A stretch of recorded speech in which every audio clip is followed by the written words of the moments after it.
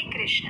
हिंदू नववर्ष की सर्वप्रथम एकादशी यानी कामदा एकादशी की आप सबको बहुत सारी शुभकामनाएं। ये नववर्ष और एकादशी तिथि आप सबके जीवन में हर प्रकार के सुख, समृद्धि, स्वास्थ्य और भगवान श्री हरि की भक्ति लेकर आए, ऐसी हम प्रार्थना करते हैं। वायु पुराण में कहा गया है, एकादशी व्रतम यस्तु भक्तिमान कुरुते नरः सर्व पाप विनिर्मुक्तः स विष्णु याति मंदिरम। यानी वो व्यक्ति जो भक्तिमय भाव से एकादशी व्रत का पालन करता है, समस्त कठिनाइयों और पापों से मुक्त हो जाता है। शुद्ध होने के बाद वह भगवान विष्णु के धाम को प्राप्त करता है। इतनी महत्वपूर्ण होती है एकादशी तिथि। तो चलिए आज चैत्र मास के शुक्ल पक्ष में आने वाली अत्यंत विशेष कामदा एकादशी की पौराणिक कथा का श्रवण करते हैं। आइए आज की कथा आरंभ करते हैं। इस व्रत का पालन करने से समस्त पाप नष्ट हो जाते हैं और व्रत के पालनकर्ता को संतान प्राप्ति होती है। जी हाँ, ये एकादशी का पालन करने से और उसकी कथा का संपूर्ण श्रवण करने से मनुष्य को सभी मनोवांछित फल तो प्राप्त होता ही है, लेकिन जो दंपति संतान प्राप्ति के लिए इच्छुक हैं, उनके द्वारा इस एकादशी का संपूर्ण श्रद्धा और निष्ठा पूर्वक पालन करने से उन्हें एक सुयोग्य संतान की प्राप्ति भी होती है। इन वैदिक व्रत कथाओं के बारे में ये भी कहा जाता है कि इनका संपूर्ण फल इस कथा को पूर्ण रूप से सुनने या पढ़ने से ही प्राप्त होता है। आधा अधूरा करने से कोई भी कार्य सफल नहीं होता। तो चलिए कामदा एकादशी व्रत कथा का श्रवण करने के लिए हम सवारी करते हैं अपने काल यंत्र की और सीधे चलते हैं युधिष्ठिर महाराज के महल में, जहां भगवान श्री कृष्ण और युधिष्ठिर महाराज के बीच में महत्वपूर्ण संवाद हो रहा है। इस कथा का वर्णन हमें वराह पुराण में प्राप्त होता है। एक समय युधिष्ठिर महाराज ने भगवान श्री कृष्ण से पूछा, हे केशव, मेरा प्रणाम स्वीकार करें और कृपया आप मुझे चैत्र मास के शुक्ल पक्ष में आने वाली एकादशी के विषय में बताएं। इस एकादशी का नाम क्या है और उसका महात्म्य क्या है? इस व्रत को पालन करने की विधि भी मुझे अवश्य बताएं प्रभु। युधिष्ठिर महाराज की बात सुनकर भगवान ने उत्तर देते हुए कहा, हे प्रिय युधिष्ठिर महाराज, एक समय की बात है जब प्रभु रामचंद्र के पितामह महाराज दिलीप ने भी अपने गुरु वशिष्ठ ऋषि से यही प्रश्न किया था। उस समय उन्होंने जो वर्णन कह सुनाया था उसे अब आप ध्यान पूर्वक सुनिए। अनेक वर्षों पूर्व रत्नपुर नामक गंधर्वों और किन्नरों का एक राज्य था। उसमें पुंडरीक राजा निवास करते थे। गंधर्वों और किन्नरों का ये राज्य स्वर्ण और कीमती रत्नों से सुशोभित था। चारों ओर सुख, समृद्धि और प्रसन्नता का वास था। इस राज्य में ललित नाम का एक गंधर्व अपनी पत्नी ललिता के साथ रहता था। ललिता एक विशेष नर्तकी थी। उन दोनों में अत्यंत प्रेम था।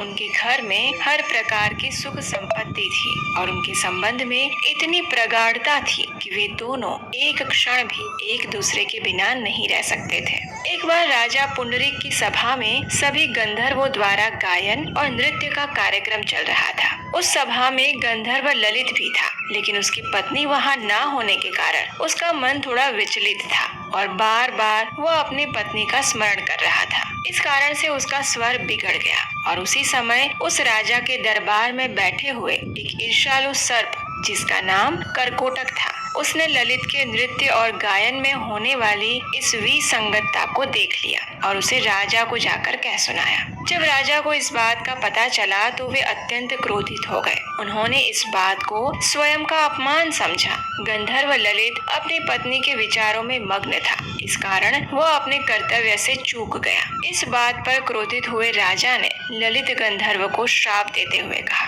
हे मूर्ख, अपनी स्त्री प्रति कामासक्ति के कारण तुमने नृत्य सभा में विसंगति का निर्माण किया है, इसलिए जाओ, मैं तुम्हें नर भक्षक बनने का श्राप देता हूँ। राजा द्वारा इस प्रकार श्राप मिलते ही ललित गंधर्व एक भयावह नर भक्षी में परिवर्तित हो गया। उसकी भुजाएं 8 मील लंबी थी, मुख एक विशाल गुफा जैसा था, उसके नेत्र सूर्य और चंद्रमा की भांति भयावह थे, उसके नथुनों पृथ्वी के विशाल गड्ढे के समान थे, उसकी गर्दन पर्वत जैसी और शरीर 64 मील ऊंचा था। इस प्रकार नर भक्षी के रूप में ललित गंधर्व गंधर्व यातना भुगतने लगा। उसकी पत्नी ललिता को जब इस बात का पता चला तो वह अपने पति के इस भयावह स्वरूप को देखकर शोकाकुल हो गई। अपने पतिव्रता धर्म को निभाते हुए अब ललिता भी अपने पति के साथ जंगलों में भटकने लगी। अपने पति को इस भयावह रूप में अत्यंत कष्ट भुगतते हुए देखकर वह विलाप करती रहती। इस प्रकार वन में भटकते हुए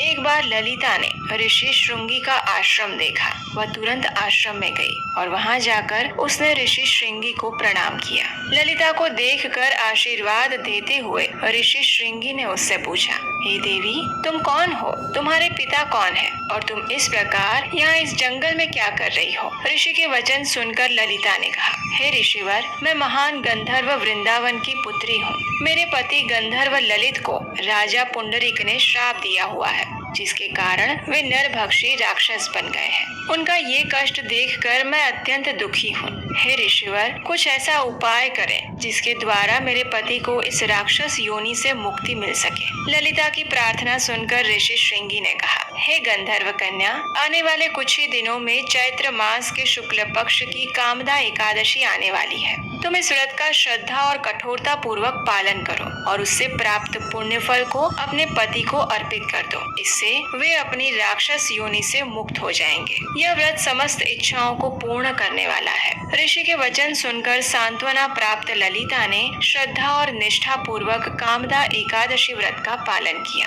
द्वादशी के दिन भगवान वासुदेव और ब्राह्मणों के समक्ष उसने कहा, हे प्रभु, मैंने अपने पति को इस भयावह श्राप से मुक्ति दिलाने हेतु इस व्रत का श्रद्धा और नियम पूर्वक कठोर पालन किया है। कृपया आप मुझे आशीर्वाद प्रदान करें कि इस व्रत के प्रभाव से मेरे पति श्राप मुक्त हो जाएं। जैसे ही ललिता ने ये शब्द कहे, उसी क्षण एक चमत्कार हुआ।